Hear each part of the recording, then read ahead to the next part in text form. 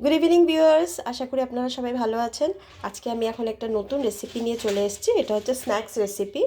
এটা হচ্ছে vegetable chop. তো ভেজিটেবল চপের জন্য কী কী লাগছে আমি বলে দিচ্ছি। এ দেখুন, বিট, গাজর, এখানে আছে আপনার আদা কুচোনো, কাঁচা লঙ্কা একটা ছোটো কুচোনো, ধনেপাতা, 6-7টা আলু আমি বয়েল করে রেখেছি খোসা ছাড়িয়ে, লাগছে 2টো ডিম, এখানে লাগছে কর্নফ্লাওয়ার যতটুকু দরকার দেব, লাগছে আমচুর পাউডার যতটুকু দরকার দেব, তারপর লাগছে এখানে আমি বাদাম নিয়েছি, বাদামটা আমি শুকনো খোলায় ভেজে তুলে রেখেছি, আর লাগছে কিশমিশ, এগুলো অপশনাল, আপনারা চাইলে দিতে পারেন। আর কিছু গোটা মশলা আছে যেটা এগুলো রোস্ট করে দেওয়া হবে, আমি বলে দিচ্ছি। গোটা জিরে, গোটা ধনে, গোটা মরি, লাগছে একটা শুকনো লঙ্কা, গরম মশলা, আর লাগছে আপনার গোলমরিচ, গোটা গোলমরিচ। তো এগুলো সব আমি শুকনো খোলায় আগে ভেজে নেব। আর লাগছে হচ্ছে ব্রেড ক্রাম্ব। তো চলুন দেখি কিভাবে বানাচ্ছি। এই দেখুন, প্যান বসে গেছে, এর মধ্যে আমি সব গোটা মশলাগুলো দিয়ে দিচ্ছি।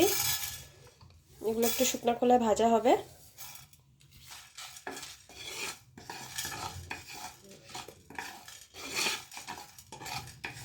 একটু ভেজে এটা গ্রাইন্ড হয়ে যাবে। একটু কম আঁচেই ভাজবেন, নাহলে চট করে পুড়ে উঠবে। ভেজিটেবলস আপনারা নিজের ইচ্ছে আরও কিছু দিতে পারেন, এটা আপনাদের ইচ্ছের উপরে। আমি জাস্ট 2টো ভেজিটেবলসই দিয়েছি, এর মধ্যে বিট আর গাজর। আপনারা কিভাবে চপ, ভেজিটেবলস চপ অনেকেই বানান, তো কিভাবে বানান নিশ্চয়ই কমেন্ট করে জানাবেন। আর আমি কিভাবে বানাচ্ছি সেটাও দেখুন একবার। এই দেখুন, এগুলো সব গুঁড়ো হয়ে গেছে, মানে ভাজা হয়ে গেছে। এটা একটু ঠান্ডা হলে তারপরে গ্রাইন্ডারে দেব। ততক্ষণে আমি আলুগুলো গ্রেট করে নিচ্ছি। বয়েল আলুগুলো আমি একটু গ্রেট করে নিচ্ছি। আপনারা চাইলে হাতেও মেখে নিতে পারেন, কিন্তু গ্রেট করে নিলে লাম্পসটা থাকে না। এই দেখুন, আলুগুলো সব আমি একে একে গ্রেট করে নিয়েছি। এবার আমি কড়াই বসিয়ে দিয়েছি গ্যাসে। এর মধ্যে যাচ্ছে সরষের তেল। একটা সরষের তেল লাগবে না, সামান্য। তেলটা গরম হয়ে গেছে, এর মধ্যে দিয়ে দিলাম 5 ফোড়ন। একটু নাড়িয়ে চাড়িয়ে চলে যাচ্ছে আদা কুচোনো, কাঁচা লঙ্কা কুচোনো, সামান্য একটু ফ্রাই হবে। আদা ভাজা হয়ে গেছে, দিয়ে দিচ্ছি গাজর আর বিট। দেখুন,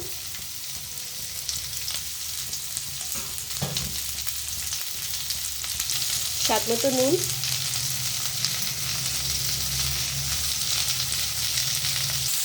সামান্য হলুদ চলে গেল।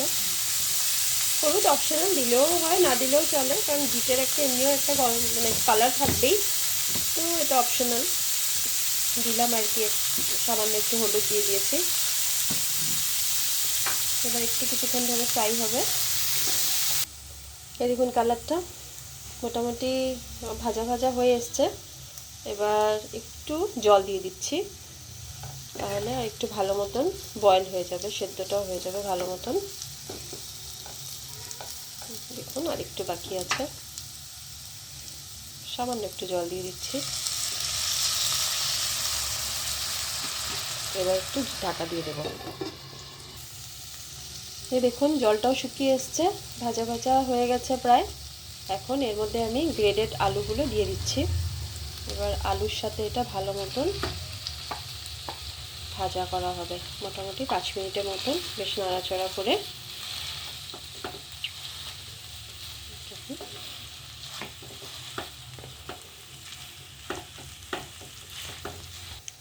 এই দেখুন, আলুর সাথে ভালো মতন মিশে ভালো মতন ভাজা ভাজা হয়ে গেছে।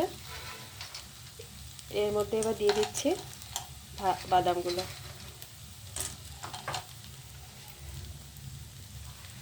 কিশমিশও পড়ে যাচ্ছে।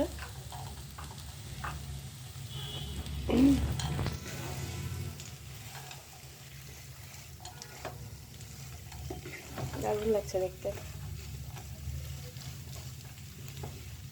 ভালো মতন ফ্রাই হয়ে গেছে। আর গোটা মশলাগুলো যে ইসে ফ্রাই করে গ্রাইন্ডারে দিয়েছিলাম, সেটা 1 চামচ মতো দিয়ে দিচ্ছি। এটা দিলে টেস্টটা আর ফ্লেভারটা একদম দ্বিগুণ হয়ে যায়, খুবই ভালো লাগে। দেখুন চলে গেল ধনেপাতা।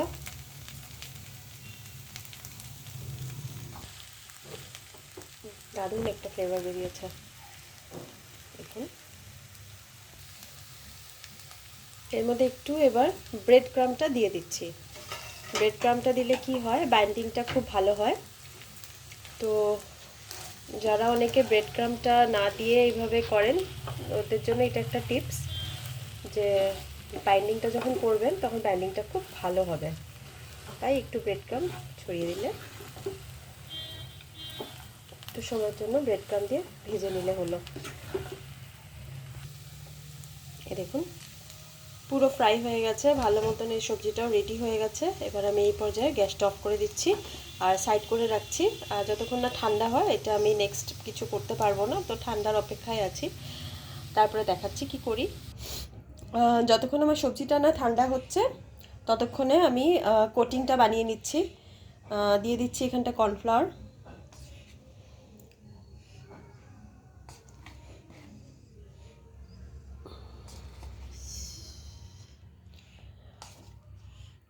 চার 5 চামচের মতো কর্নফ্লাওয়ার চলে গেল। অল্প অল্প জল দিয়ে এটা গুলিয়ে নিচ্ছি। এবার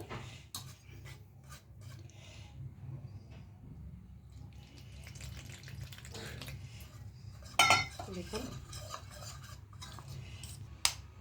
এর মধ্যে যাচ্ছে এবার ডিম।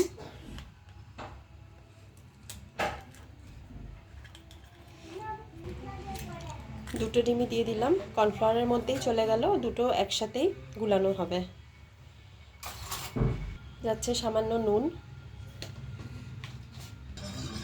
ভালো মতন এবার মিশিয়ে নিতে হবে দুটোকে, কর্নফ্লাওয়ার আর ডিম। এটা হচ্ছে কোটিংয়ে যাচ্ছে। এই দেখুন কর্নফ্লাওয়ার আর ডিমের মিশ্রণটা রেডি। অনেকে যারা চপ বানায়, কেউ শুধু ডিম দিয়েও কোটিংটা করে, বা কেউ শুধু কর্নফ্লাওয়ার দিয়েও করে। আমি এখানে দুটোই দিয়েছি। দেখুন কালারটা, তো এটা আমি রেডি করে একটা সাইড করে রাখছি। এবার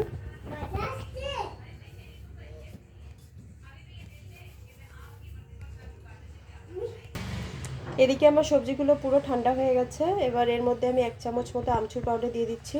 আমচুর পাউডার দিয়ে এখন একটু সময় ভালো মতো নাড়িয়ে নিতে হবে। এই দেখুন আমচুর পাউডার দিয়ে মোটামুটি পুরো ভালো মতন মিশিয়ে নিয়েছি সবটা।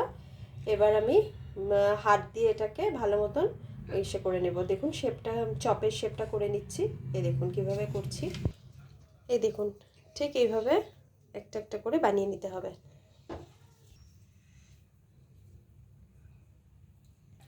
এই দেখুন সব চপ রেডি, মানে সেটা রেডি হয়ে গেছে, পুরটা রেডি হয়ে গেছে। আর আপনারা চাইলে এটাকে ঠিক এই প্রসেসে কাটলেটও বানাতে পারেন। কাটলেটের শেপটা দিয়ে দিলেন, আমি যেহেতু এটা চপ, তো চপের শেপটা দিয়েছি। তো নেক্সট কী করছি দেখুন, এবার কোটিংয়ের পালা। চলে গেল ডিম আর কর্নফ্লাওয়ারের মিশ্রণটা, তারপর চলে যাবে ব্রেড ক্রাম্বে। আমি এটা ডাবল কোটিং করব, তো এই একটা সিঙ্গেল কোটিং হলো, এটা আবার আসবে গোলানোতে।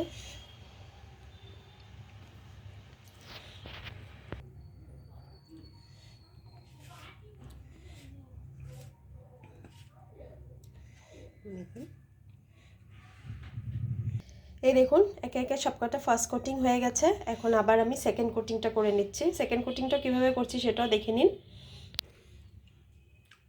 দেখুন সেম ওটা আবার গোলায় নিয়ে, কর্নফ্লাওয়ার আর ডিমের গোলায় নিয়ে আবার এক ক্রাম্বে চলে গেল। এটা হচ্ছে সেকেন্ড কোটিং। ঠিক এভাবে আমি সবকটা একে একে করে নিচ্ছি, তারপর দেখাচ্ছি। এই দেখুন লেয়ারটা একটু বেশ মোটা হয়। আর এই দেখুন দেখেছেন, ঠিক এইভাবেই আমি সবকটা করে তারপরে দেখাচ্ছি। এই দেখুন আমার ডাবল কাটিং সবকটা হয়ে গেছে। এবার ফ্রাইয়ের জন্য এটা কমপ্লিটলি রেডি। তো এখন করে নিচ্ছি। এখন ফ্রাইয়ে যাবে এগুলো। তো ফ্রাই করার পর দেখাচ্ছি। আপনারা এটা এইভাবে বানিয়ে এয়ারটাইট কন্টেনারে ফ্রিজে 2 থেকে 3 মাস আপনারা স্টোরেও রাখতে পারেন। তো খারাপও হবে না, আর বেশ কিছু অনেক সময় টিফিনেও কাজে লাগে, বা গেস্ট আসলে চট করে বানিয়ে দিতে পারেন। তো এই দেখুন, এখন আমি এটা কড়াই বসে গেছে, এবার আমি কড়াইয়ে তেল দিয়ে দেব। তেলটা একটু বেশি লাগবে, তো দুবন্ত তেলে ভাজাটা হবে। এই দেখুন, তেলটা খুব ভালো মতন গরম করে নিতে হবে। এখানে তেলটা ভালো মতন গরম হয়ে গেছে, এখন একে একে করে ছাড়বো।